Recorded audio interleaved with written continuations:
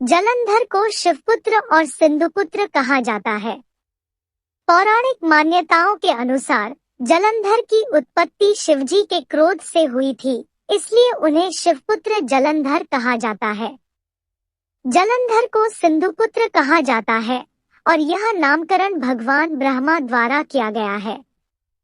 जलंधर के जन्म को लेकर पौराणिक कथा भी खूब प्रचलित है। वहीं कई पौराणिक ग्रंथों जैसे पद्म पुराण, शिव पुराण और स्कंद पुराण में भी जलंधर का वर्णन मिलता है। जलंधर को दैत्यराज जलंधर के नाम से भी जाना जाता है। आइए जानते हैं सिंधुपुत्र जलंधर के जन्म, विवाह, युद्ध और मृत्यु से जुड़ी संपूर्ण कहानी के बारे में। कौन था जलंधर, कैसे हुआ उसका जन्म? महादेव ने गुरु बृहस्पति के अनुरोध पर इंद्र के प्राणों की रक्षा के लिए अपनी क्रोधाग्नि को समुद्र में डाल दिया। यह ऐसा स्थान था जहां समुद्र और गंगा का मिलाप होता है। इसे ही आज गंगा सागर कहा जाता है। शिवजी के क्रोधाग्नि से समुद्र से एक बालक की उत्पत्ति हुई। बालक के रोने की ध्वनि इतनी तेज थी कि इसे सुनकर संपूर्ण संसार बहरा हो गया। तब सभी देवता ब्रह्मा जी के पास पहुंचे। ब्रह्मा जी भी बालक की ध्वनि को सुनकर समुद्र के पास पहुंचे और उन्होंने बालक को गोद में उठा लिया। बालक ब्रह्मा जी की गोद से लिपट गया और रोने लगा। यह देख ब्रह्मा जी की आंखों में आंसू आ गए। ब्रह्मा जी द्वारा बालक का नामकरण किया गया। ब्रह्मा जी ने बालक का नाम सिंधुपुत्र जलंधर रखा।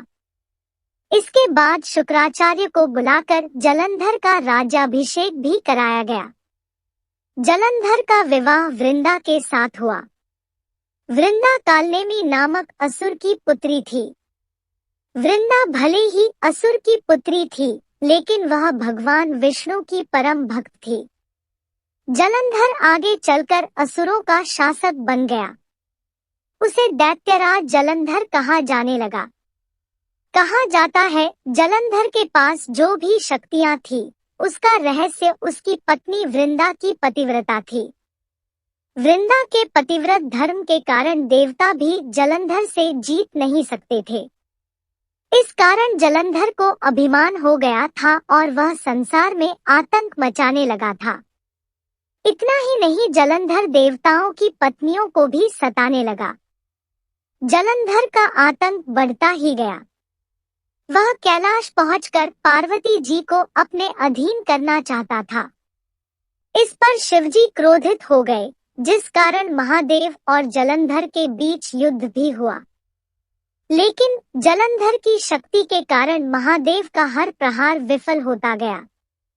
जलंधर की हार उसकी पत्नी वृंदा के पतिव्रता भंग होने के बाद ही निश्चित थी, इसलिए भगवान विष्णु जलंधर का रूप धारण कर वृंदा के पास पहुंचे। वृंदा को लगा कि ये जलंधर है। वह भगवान विष्णु संग पति जलंधर जैसा व्यवहार करने लगी और इस कारण वृंदा का पतिव्रता धर्म भंग हो गया। इस तरह महादेव द्वारा जलंधर का वध किया गया। इसी तरह की अन्य जानकारी के लिए वीडियो को लाइक और चैनल को सब्सक्राइब करना ना भूलें। धन्यवाद।